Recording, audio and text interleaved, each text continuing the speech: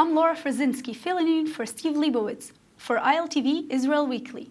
Joining me today are former Deputy Foreign Minister and Knesset member Dani Ayalon. Welcome back. Welcome, Laura. And former Director of B'Tselem USA and current President of the Meretz Party National Assembly, Uli Zaki. Thank you for coming in. Thank you. So today we will touch upon two major topics. Let's start with the aid package. After long negotiations, a $38 billion aid package was signed last Wednesday. Let's hear what our Prime Minister, Benjamin Netanyahu, had to say. אני מבקש להודות לנשיא אובמה ולממשלו על ההסכם ההיסטורי הזה. אני גם מודה לחברינו הרבים בקונגרס האמריקני וגם לעם האמריקני על תמיכתם הגדולה, תמיכה שחוצה מפלגות וחובקת את אורכה ורוחבה של ארצות הברית. ההסכם הזה ממחיש אמת פשוטה. היחסים בין ישראל לארצות הברית איתנים, עוצמתיים. אין זה אומר שאין בינינו מחלוקות מעת לעת, אבל אלו מחלוקות בתוך המשפחה. הן אינן משפיעות כהוא זה על הידידות הגדולה בין ישראל לארצות הברית. ידידות שמתבטאת בהסכם הזה, שיסייע רבות להמשך ביצור כוחה של ישראל בעשור הקרוב. So the Netanyahu-Obama administrations weren't exactly a functional family. Danny, do you think that tensions between the two leaders was what got in the way of receiving a better deal? Well, certainly it was in the atmosphere, but I'm not sure that it was really the dictating factor. We have to remember that this aid, or I call it defense cooperation, it's also very much within the national interest of the United States for various reasons. So in that sense, I don't think at any point there was any risk to this aid. The question is, I fully agree with Prime Minister Netanyahu about how it demonstrates the strength of the relationship, the alliance, which is really a natural alliance between Israel and the United States. And of course, we have to be grateful. The question is, could we have gotten a better deal? And I believe that we could have. Oh, that's interesting. Uri, what's your take on that? Well, there's no question that, and I think it's not a secret, that I can't remember any worse relationships between the American leader and the Israeli leader, at least in the last few decades. There's no precedent to the way Prime Minister Netanyahu interfered in internal American politics, and I can't believe he didn't play any role in the negotiations and the outcome of the aid package, which is significant. I mean, at the end of the day, we're talking about a significant aid package. I will add, perhaps, Laura, something that is beside the question of whether the Netanyahu-Obama relationship interfered in the outcome. I sincerely hope that this is the last time Israel will get such an aid package, not because America would abandon Israel, God forbid, but because I think it's about time that Israel would use this next 10 years to stop being dependent on its military ability on American aid. I think it would be much healthier for our economy and for our national stand to be able to, to stand on our own 2 feet without such help. At the moment, it's very needed, and hence it's very important that this package was passed. Interesting. So, Danny, you mentioned the U.S. So Israel is just one side, but let's hear what the White House had to say about this. This marks a significant increase over our existing funding, and it will ensure that Israel has the support it needs to defend itself by itself and to preserve its qualitative military edge. This is the single largest pledge of military assistance to any country in U.S. history. At a time when we're tightening our belts across the board, with the harmful sequestration spending cuts set to return in just a couple years, this MOU nonetheless greatly increases our military assistance commitment to Israel. And that's not an accident. It's a reminder of the United States' unshakable commitment to Israel's security. So it really is the biggest package in history ever given to Israel, but there's also a catch.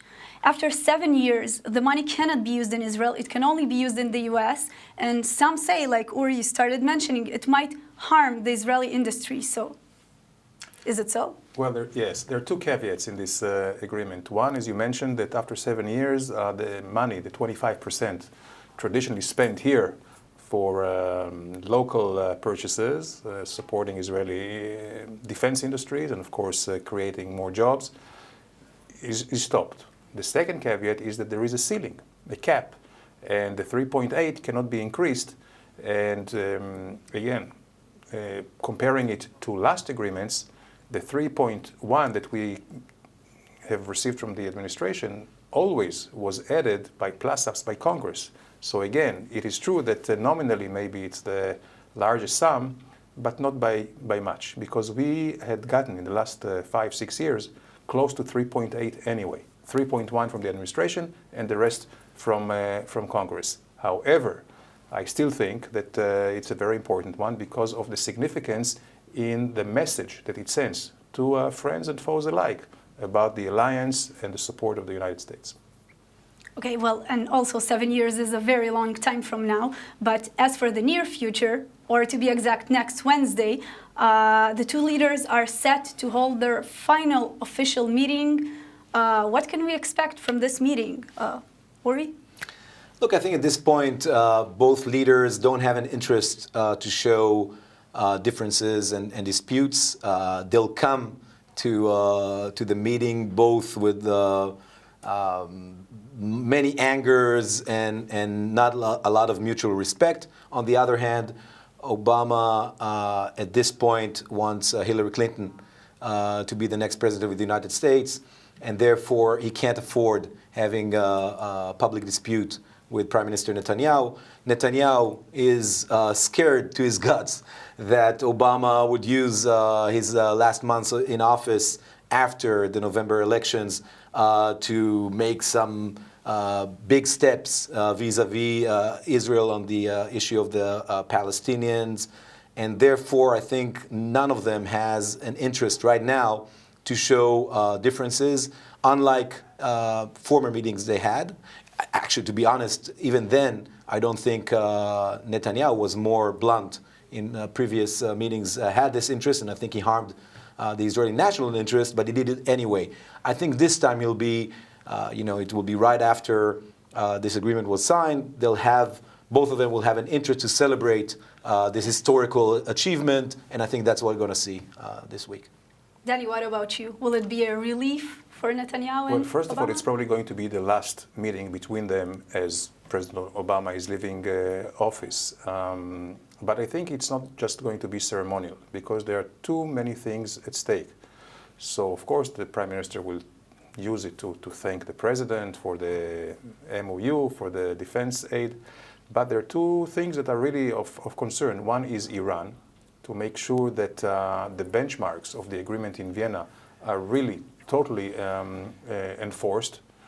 And the second one, of course, is the problem or the conflict with the Palestinians. And here again, there is a real sense of urgency and of concern at the Prime Minister's office that come November after Election Day, then the President has 6 weeks where he has no constraints politically, and then he can push either a Security Council resolution or leave on the table a legacy, and he does want to leave a legacy of parameters for the final settlement with the Palestinians. Which is exactly what President Clinton did after the election of President Bush.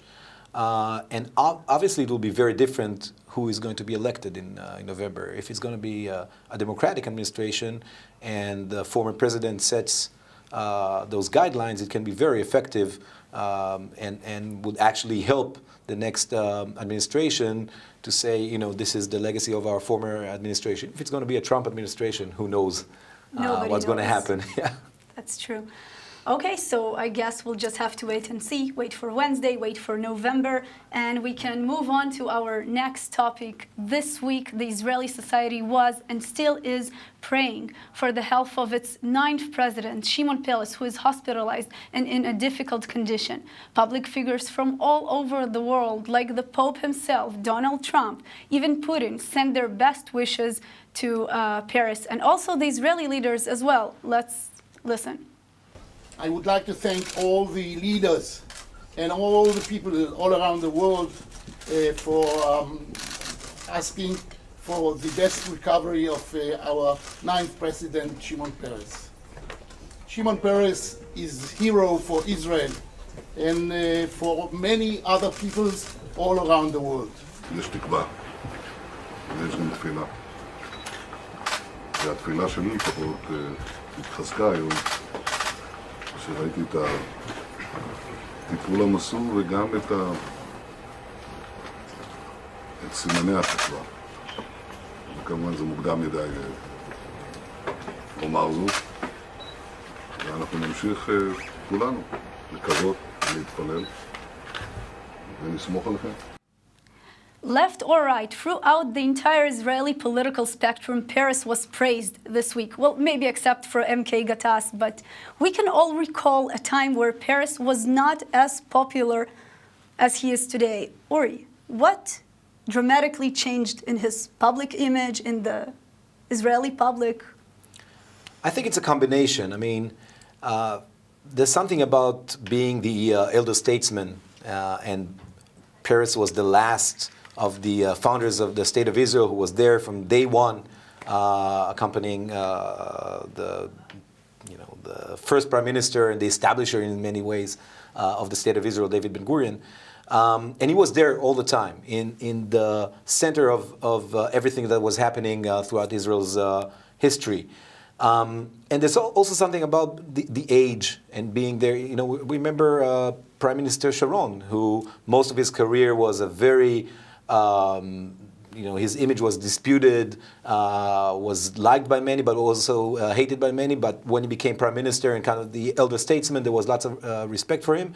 I think specifically for Peres, when he was president, which is a role that is more of a consensus, I think he attracted then more of the respect of most Israelis.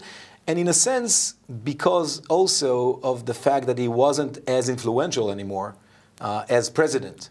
Honestly, I think that President Peres could have done more to promote his own legacy of peace and promoting peace with the Palestinians.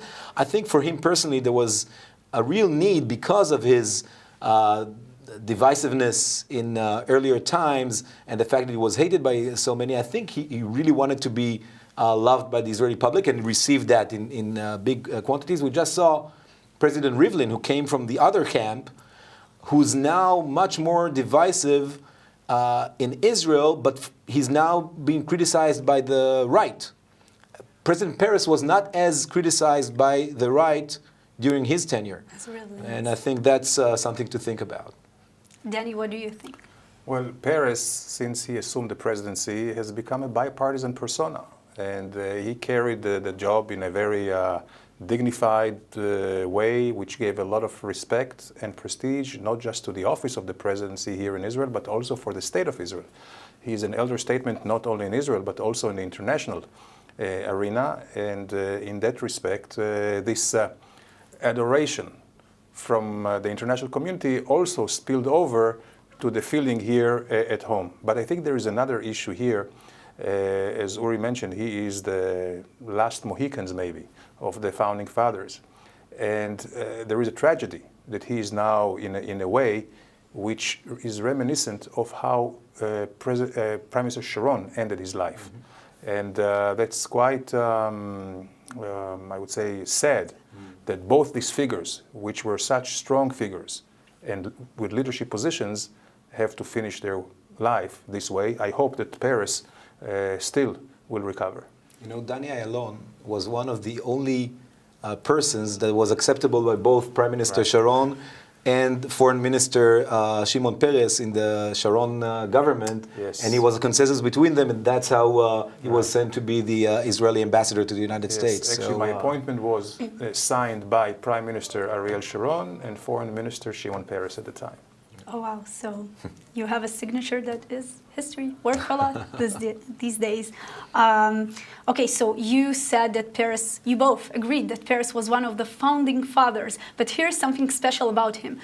In comparison to many other Israeli leaders, Peres was not a general, but his contribution to Israeli defense was enormous. And I'm of course, speaking about the Israeli nuclear program. And we also know it caused a lot of issues in the US-Israeli relations.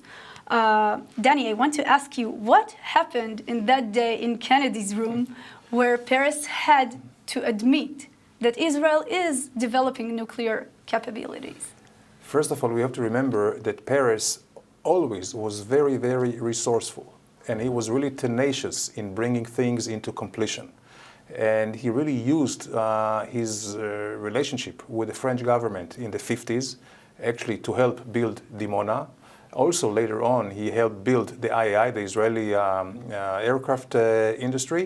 And he also was very innovative when it came to dialoguing with foreign leaders, including President Kennedy. For instance, he is the father of this, I would say, legendary line of Israeli diplomats about the Israeli nuclear capability, that Israel will not be the first to introduce nuclear weapons to the Middle East. What does it mean, introduce?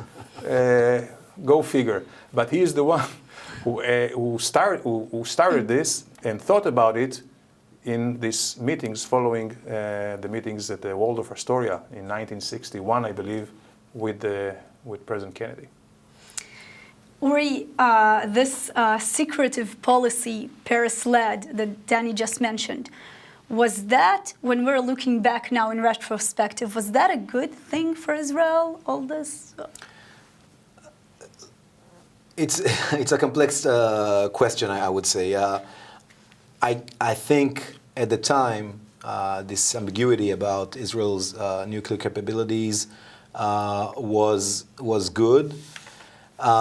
Whether it is, I mean, it's a well-known secret by now. You know, you have Colin Powell in his emails talking about the Israeli capabilities, and I think it became now, like many policies that started at one point and at a certain point they become irrelevant. I think it's about time that Israel would have, first of all, supervision of its, would join the international treaties about its nuclear capabilities. I by no means say that Israel should give up on its nuclear capabilities. There is a good reason it was introduced. I hope that in a gradual, scenario of regional peace, we might see that. I sincerely hope so. But certainly more supervision and admitting that we do have it, everybody knows about it. Maybe I shouldn't, maybe I'm breaking any specific law here or something like that. According to foreign sources, we won't tell. We all know that. And I think it's a bit anachronistic at this point. Okay. You both mentioned Peres's legacy and his number one, I would say, topic he was working on, and he pursued peace all of his life. He has the Oslo agreements behind him, the Nobel Prize. He was often a member of delegations conducting peace talks, doing his best efforts. I've watched an interview with Yossi Beilin the other day, and he said that nowadays, with all the peace talks Israel is being offered by the French, by the Russians, by the Egyptians, he just wishes we could go back to the Peres-Hussein agreement. Uri, you've worked with Beilin for many years. What was so special about this agreement? Well, the Peres-Hussein understandings, I would say, it wasn't a signed agreement, basically said that Jordan would retake responsibility for the West Bank. It was just before the first Intifada and after the Intifada, the late King Hussein gave up on his claim for the West Bank. I think would have been more easy for Israelis to accept a peace treaty with the Kingdom of Jordan rather than with the PLO. I honestly don't think it's relevant anymore. I think our only way to reach a permanent status agreement is the direction that started in Oslo, not the Oslo agreement itself, but the direction of having the national leadership of the Palestinian people negotiate with Israel and ended by a Palestinian state. This state might be at a second stage, be a part of confederation with Jordan and perhaps even with Israel. But there's no way to pass today, in 2016, to pass the need to talk with the Palestinians, to stop the Israeli military occupation of the 2.5 million people living in the West Bank, and to reach a Palestinian state. A Palestinian state is not only a Palestinian national interest, it's in the heart of the Israeli national interest. It's the only, or is the best way, best scenario for Israel to maintain its democratic and Jewish nature. Danny, what do you think? Is the Peres-Hussein agreement relevant or no? And did we miss out on a chance to end the conflict? Yeah, we miss out. You know, the train always moves forward. And in that respect, I think Peres, in a way, is a little bit of a tragic figure. As we mentioned, he was very innovative, always charging ahead, trying to find solutions. But, and he used to say that when you negotiate with your enemy, actually it's a two-way negotiations, because you also have to negotiate back with your own people. And in that respect, he could really consummate agreements, but he could never deliver it and get the support of the Israeli people. That's sad but true, and we'll finish on that note, and we will wish former President Peres a lot of good health. He proved he can make the impossible possible, so let's just hope and pray that this time it won't be any different. We're out of time for today, but next week Steve Leibowitz will be back here with you again. Until then, you can log on to iltv.tv or our Facebook page, watch our show. I want to thank our guests, Danny Alon, Uli Zaki, thank you so much for coming in. I want to thank you, our viewers, and until next time, I'm Laura Frzinski, and this was Israel Weekly.